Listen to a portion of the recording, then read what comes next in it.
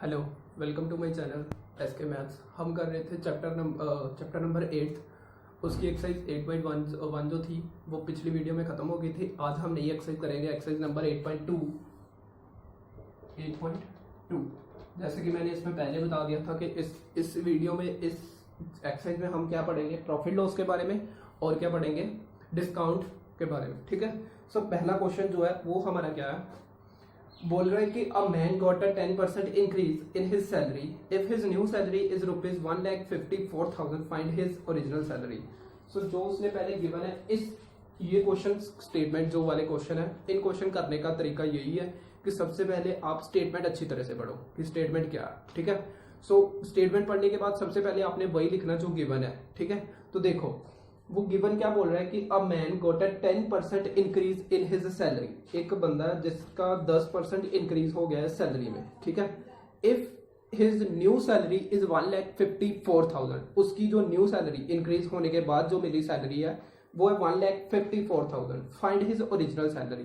तो वो बोल रहा है कि उसकी ओरिजिनल सैलरी है जो, वो हमने फाइंड करनी है। तो पहले तो हमारे पास गिवन है कि इंक्रीज, फर्स्ट क्वेश्चन है इंक्रीज।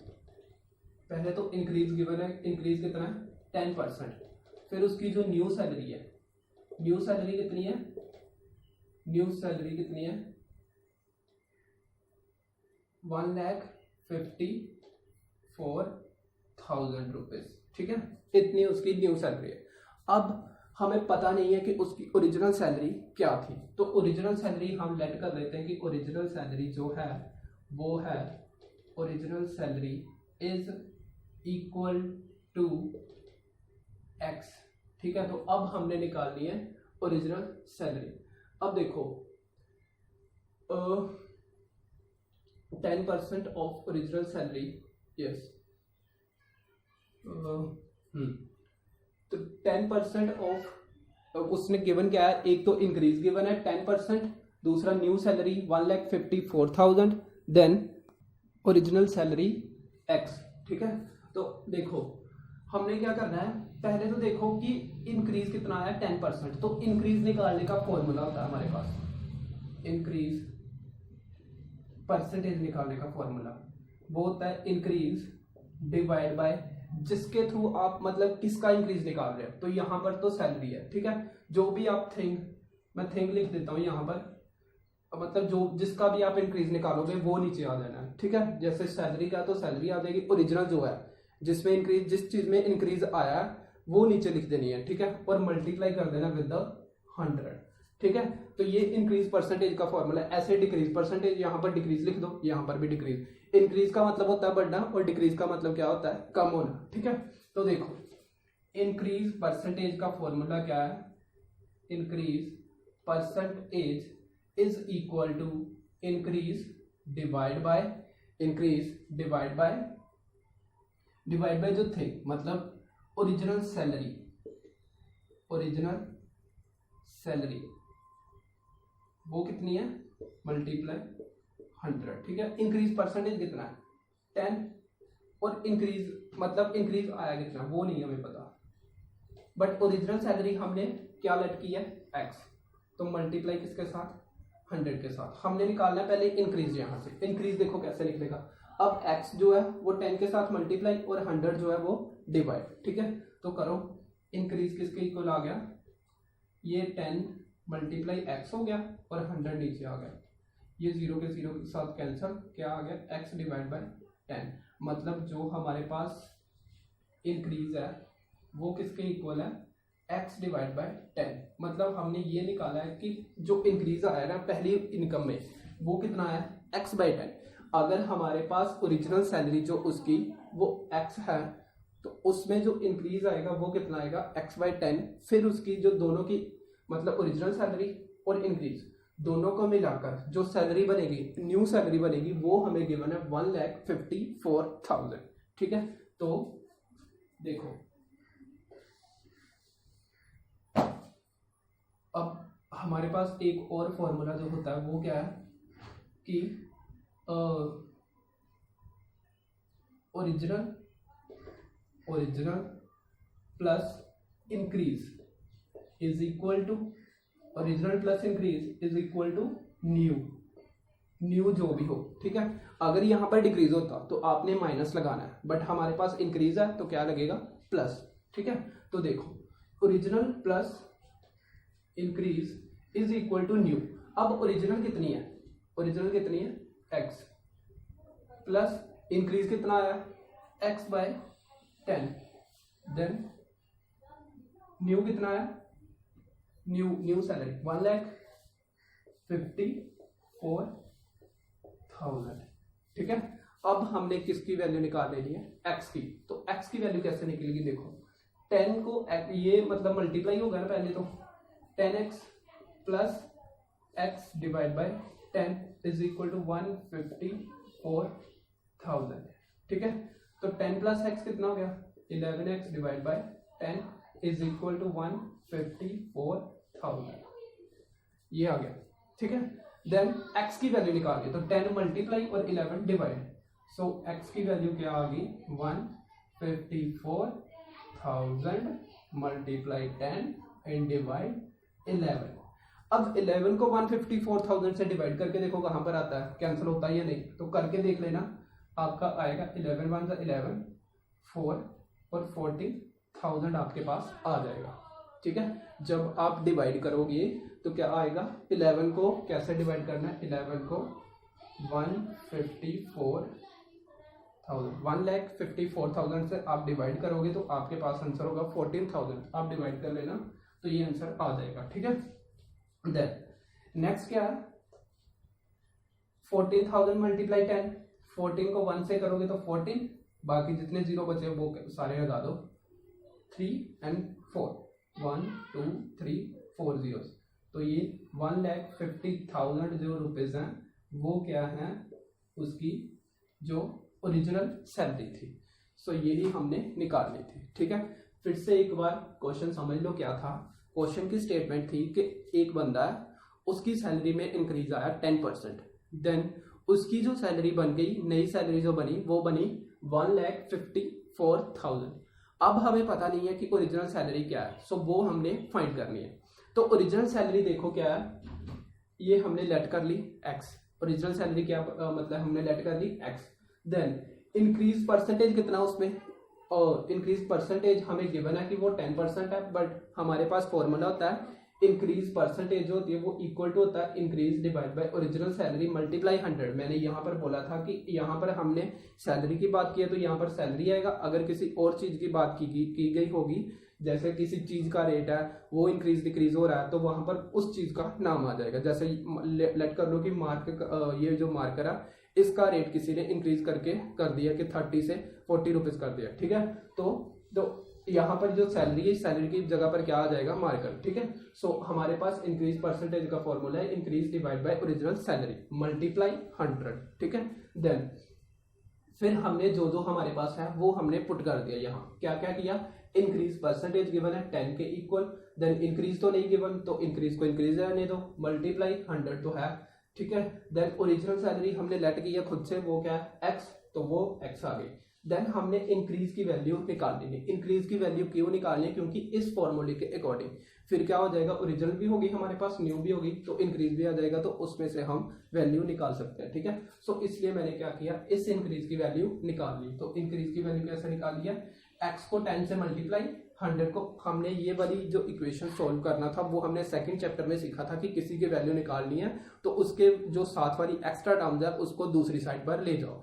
अगर वो मल्टीप्लाई है तो डिवाइड, अगर डिवाइड है तो मल्टीप्लाई, प्लस है तो माइनस, माइनस है तो प्लस। ये था मतलब सेकंड चैप्टर में मैंने ये बताया था, ठीक है। तो इंक्रीज की वैल्यू निकालनी है। अब इंक्रीज की वैल्यू निकालने के लिए x यहाँ पर एक्स्ट्रा है, 100 यहाँ पर एक्स्ट्रा है, तो x को मल्टीप्लाई करो 10 के साथ, 100 को क्या आएगा, डिवाइड हो जाएगा, ठीक है। तो इंक्रीज इधर वाली साइड बचना था, तो इंक्रीज क्या आ गया, इंक्रीज इक्वल टू x के साथ 10 मल्टीप्लाई x, देन 100 जो है वो डिवाइड में, ठीक है, 100 डिवाइड में आ गया, इक्वल टू किसके, अब ये 0 1 और ये वाली 0 1 कैंसिल आउट, यहाँ पर बच गया x, यहाँ पर नीचे बच गया 10, ठीक है। तो x डिवाइड बाई 10 क्या आ गया, इंक्रीज, ठीक है। यहाँ तक हो गया। देन आगे क्या है हमारे पास formula, original plus increase is equal to new.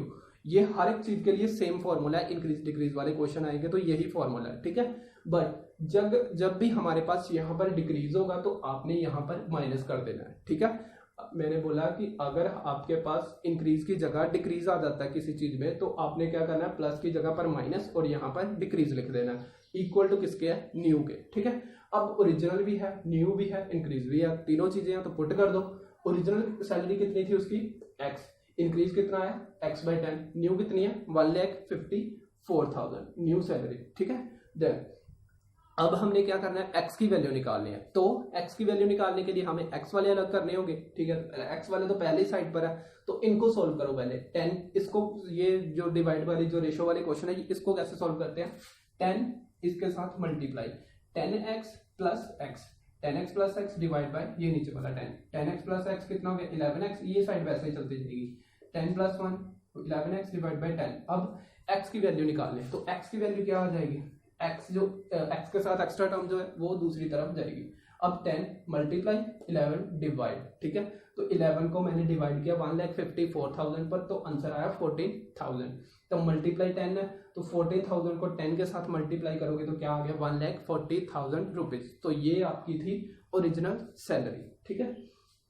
उस बंदे के उसने यही बोला था कि ओरिजिनल सैलरी उसकी फाइंड करनी है। सो आपका जो नेक्स्ट क्वेश्चन है वो है कि on Sunday 8:45 people went to the zoo. बोल रहा है कि जू में संडे के दिन जो पीपल लोग गए हैं वो है 8:45। Then on Monday only 169 people went. फिर वो बोल रहा है कि मंडे को जो लोग गए हैं वो कितने हैं 169, मतलब ठीक है।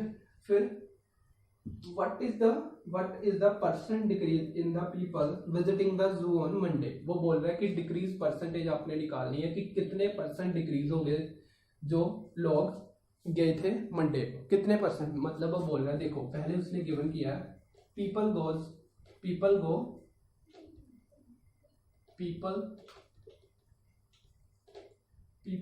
गो to zoo, went to zoo गए थे ना, तो went to zoo on Sunday, Sunday को कितने गए थे 8:45 पीपल।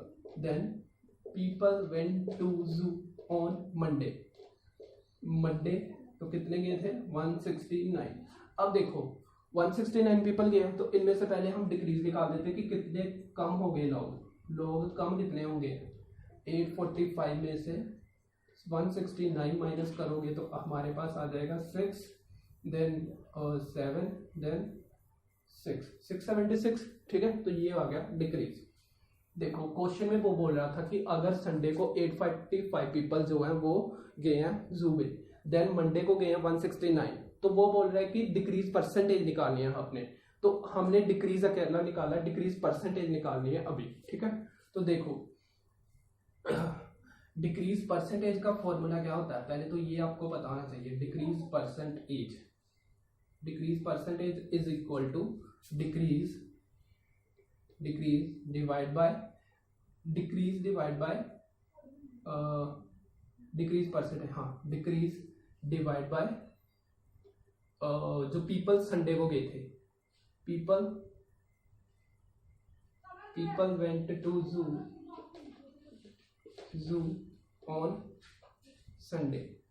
जो संडे को लोग मतलब टोटल कितने थे, मतलब पहले दिन जो गए थे वो 8:45 थे, टोटल एक हिसाब से 8:45 हो गए ना, तो टोटल नीचे लिखना होता है ज्यादातर, तो 8:45 मैंने नीचे लिखना है, ठीक है। मल्टीप्लाई कर देना विद द 100। मतलब अगर आपको मैं इसलिए ये बता रहा हूँ कि क्वेश्चन अगर आपको किसी चीज का आ जाता है किसी और चीज का, मतलब जैसे कि ये मार्कर ही ले लो फिर से एग्जांपल, क्या है कि हमारे पास ये मार्कर का अगर रेट डिक्रीज हो जाता है, ठीक है, तो वो बोल रहा है कि डिक्रीज परसेंटेज निकालनी है, तो क्या आएगा डिक्रीज परसेंटेज किसके इक्वल होगी, डिक्रीज मतलब मान लो इसका रेट जो है वो पहले 50 था, अब कम होके कितना हो गया 30, तो इसमें से डिक्रीज कितना आया 50 to 30 से 20 का, ठीक है। तो डिक्रीज डिवाइड बाय जो ओरिजिनल रेट था इसका, ओरिजिनल रेट मल्टीप्लाई 100, ठीक है। जो पहली वाली चीज थी वो नीचे आनी होती है, ठीक है। तो ये आ गया decrease percentage is equal to decrease divide by people went to zoo on a Sunday multiply 100 के साथ।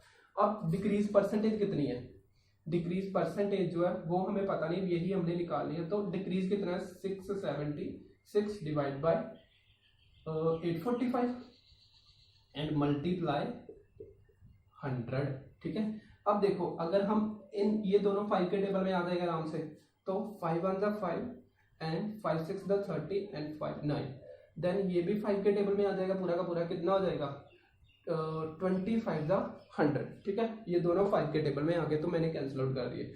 अब 169 को अगर आप इससे डिवाइड करोगे तो ये आपका कैंसिल आउट हो जाएगा 4 पर। सो 4 मल्टीप्लाई 20 कितना हो गया, 4 मल्टीप्लाई 20 कितना हो गया 80। सो 80% लोग जो हैं वो डिक्रीज परसेंटेज में आएंगे कि इतने परसेंट लोग जो है वो डिक्रीज हो गए दूसरे दिन, ठीक है।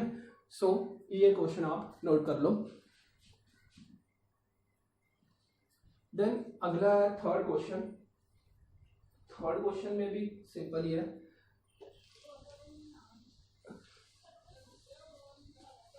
थर्ड क्वेश्चन बोल रहा है कि a shopkeeper buys 80 article for ₹2400।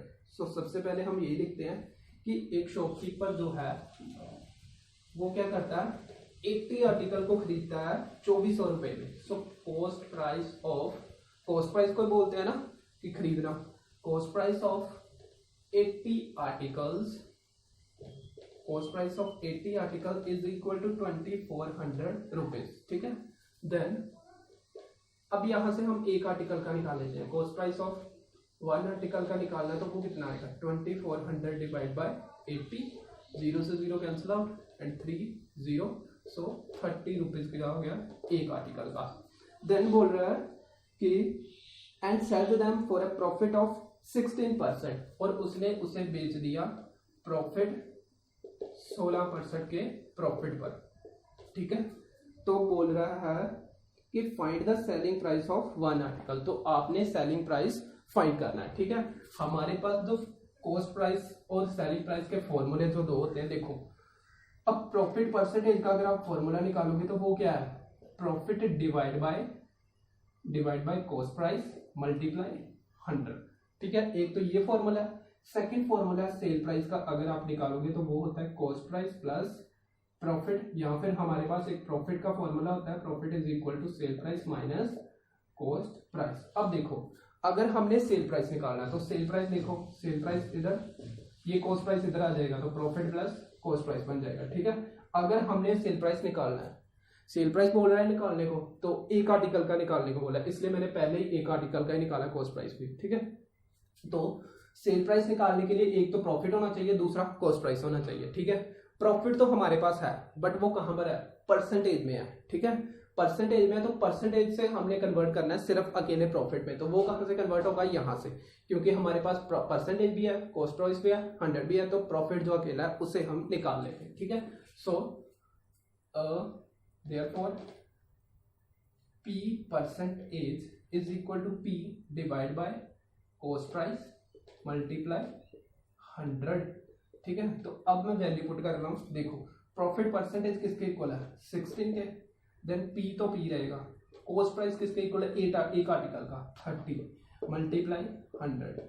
अब ये 0 कैंसिल आउट, तो 3 16 के साथ मल्टीप्लाई और 10 डिवाइड, सो प्रॉफिट की वैल्यू आ गई 3 multiply 16 divide by 10 is equal to 48 divide by 10, यानी कि 4.8 रुपीज, 4 रुपए 8 पैसे, ठीक है। ये है एक आर्टिकल पे जो प्रॉफिट हो रहा है।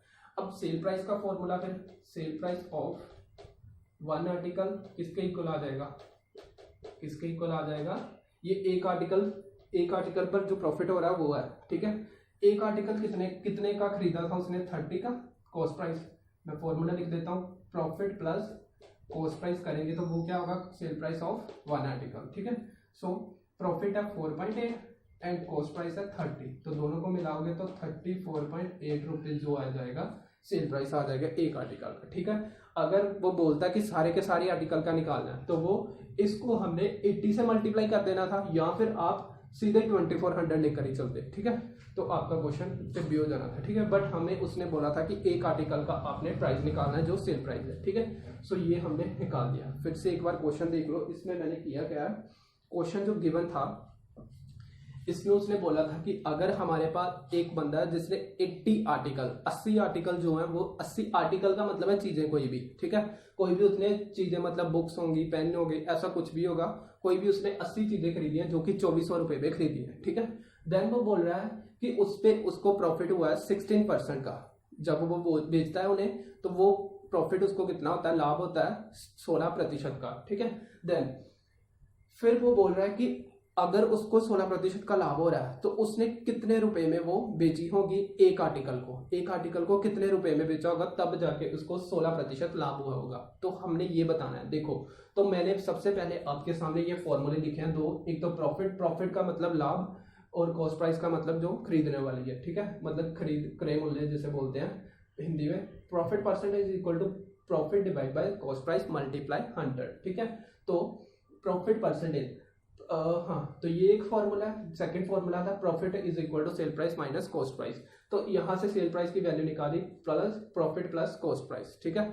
सो सेल प्राइस, यहाँ पर मैंने पहले क्या, ये वाला फॉर्मूला निकालकर प्रॉफिट की वैल्यू निकाल दी, ये पी की वैल्यू निकाल दी, 4.8 रुपीज आ गई एक की, मतलब एक पर प्रॉफिट हो रहा है 4 रुपए 8 पैसे। देन सेल प्राइस ऑफ मतलब उसको बेचना जो है एक आर्टिकल को कितने में बेच रहा है, वो फॉर्मूला क्या था, प्रॉफिट प्लस कॉस्ट प्राइस। तो प्रॉफिट उसको 4 रुपए 8 पैसे और कॉस्ट प्राइस उसने मतलब कितने में खरीदा था, 30 रुपए में एक आर्टिकल, दोनों को प्लस किया 34.8 रुपीज क्या हो गया एक आर्टिकल का सेल प्राइस। सो आज के लिए इस वीडियो में बस इतना ही।